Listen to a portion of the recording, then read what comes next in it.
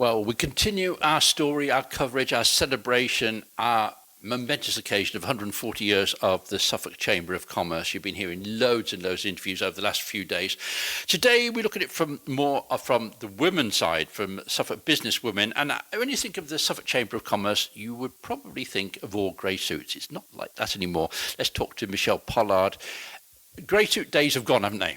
Yeah, absolutely. I think I remember going into my first Suffolk Chamber event in the 90s, and I looked around the room and thought, oh my goodness, this is so not me. This is not where I want to be, because it was very much middle-aged white man, grey suit, very, very, very few women in the room. But 80% male. And did that cause a barrier then, the male-female thing? Was it because the men, they weren't prejudiced against you, but it was just the way life was? Well, no, they weren't prejudiced at all, and there were some great people and great allies that I met, even in the room back then. But I think when you look around a room, you look for people who are like you, and if you don't see any other businesswomen there, that's going to make you feel that that's not a place where you belong. The stats now, it's like a 50-50. You go to any Suffolk Chamber event, whether it's run by Suffolk businesswomen or whether it's run directly by Suffolk Chamber, there is a buzz and a very equal divide between male, female, different ages, different kinds of people, as opposed to one type of stereotype person. We're talking about this male and female business now. 50 years ago, we wouldn't have been able to talk about it because you wouldn't have been there. Will we still talking about the male-female divide in 50 years' time, or will we be through it by then? I really hope that we won't have to be talking about it, Rob. But if we look back to the mid-'80s, and this kind of really rings true to me, I love going to the pub. In the mid-'80s, I could have been refused to be served in a pub. Now, that might only be 40, 50 years ago, but that doesn't seem that long ago, does it? So I could have been refused to be served. That's crazy. So as much as I think in 50 years' time we shouldn't exist, I don't think we're maybe progressing as much as what we would like to think. My other role outside of being chair of Suffolk Businesswomen, I run a recruitment business, Spider and Polka Dot Frog, and disappointingly, we still get asked for certain types of people, which is crazy when how many people would know me in my role. How do you deal with that politely when someone says, I don't want a woman, or I don't want an old person, or I don't want a black person? I mean, people do still do it. The disappointing thing is I probably had as many women say to me they don't want women of a childbearing age as I had men. And that's really, really disappointing. But I think that is becoming less and less and less. But anybody who's in the business, in the market, that if they think it doesn't happen, then I think they're mistaken, because it still does. How do I handle it? How do my team handle it? We would always be very, very consultative in talking about expanding talent pools, making sure they're not being discriminative, and the kind of the rules and regulations behind that. If a client was insistent on a certain type of person, we wouldn't work with them, Rob, because it's just not where we want to be as a business. Let's talk about Suffolk Businesswomen, because it was set up alongside and parallel, and it's sort of intertwined now with the Chamber, isn't it? How did that work? Yeah, very much so. So going back to 2010, the previous chair, Lena Hogg, who had taken over from Beatrice Wilkinson, who had originally set up a Suffolk business group. I mean, she was apparently a formidable businesswoman. She had a business in air charter out in Rendlesham, and knew that there had to be a place for other business owners, women business owners, to kind of share stories, tell tales, support each other, inspire each other. And that's where it all came about. Suffolk County Council originally funded the group.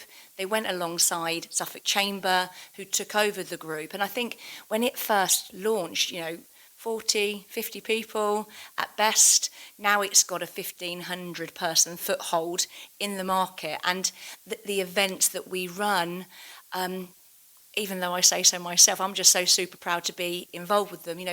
A couple of weeks ago, we interviewed Helen Pankhurst, who was the great-great-granddaughter of the original suffragette, Emmeline Pankhurst. So these are the kinds of people that want to talk to Suffolk businesswomen and want the exposure also to our audience. And what unforeseen consequence I found out that men have really benefited from having women there, a different aspect. Well, we've all got different skills, haven't we? And I'm not kind of the hairy arm brigade, if I'm honest, Rob, because I'm very much about, in my world, and I'll probably get bashed up for this, but I do believe in pink jobs and blue jobs. There are some things that men are better at than women. There are some things that women are better at in business. And that's in business too. It's not just around, drilling a wall. That's about when you have an equal board or an equal managerial team, you get different perspectives. You've got so many different skills that are then brought to the table that could complement each other. That's why there's always a really big drive to make sure there's equal boards, there's equal representation in Parliament, and so on and so on. And it's getting rid of those stereotypes, isn't it? Getting out of your head that man jobs and woman jobs. It's exploring what the person can do. Because at Suffolk Sound, we've taken people on not for their gender, but for their talents. And it works out probably a 50-50 split. And there's a lot more women coming forward into top roles. Yeah, very much so. And I think, don't get me wrong about the pink job, blue job. I think we are all capable of being multifaceted with our skills, but equally we naturally gravitate towards certain skills and we have them naturally. I think one of the frustrating things for a lot of women in the workplace is, for example, you fill out little Johnny's application form for school, the first point of carer. The woman will always put her name down first, where until we start to encourage more men to have shared parental responsibility, which, of course, many, many, many men do, I think women will always be seen as the main carer, and they'll always be seen as the main go-to when it comes to the children and the home. I know we're massively moving on from that world, but I still don't think we've massively moved on as much as we can or should. We need to start thinking about terminology as well, because if a woman's at home, she's working at home, a man is a stay-at-home dad, which is no difference, is it? Or you'll go to see a doctor, or you go to see a female doctor. Yeah, I get what you're saying. I had somebody work with me several years ago, and she was fantastic. She was a great employee. Her husband worked in a similar role for another company. Apparently he was fantastic. But if ever there was somebody to go and pick the kids up, it was always her job. And I think when I challenged her on that, it wasn't what she wanted or what her husband wanted. It was what her husband's employer had indicated that was what... Where's Deirdre? Why can't she go and pick up the kids? Even though Deirdre's still working full time. So I still think there is a massive role for our employers to shape equal responsibility. And all of those things are the things that we discuss at Suffolk Businesswomen.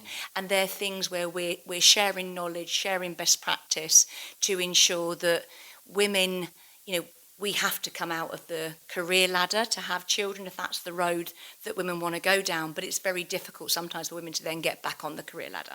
So what's the focus of Suffolk Businesswomen today then? I mean, it's changed. I mean, you've got up to a great... I feel like I'm patronising now. You've done very well, little woman, to get where you are. So no, that's how it came out, and it wasn't meant like that.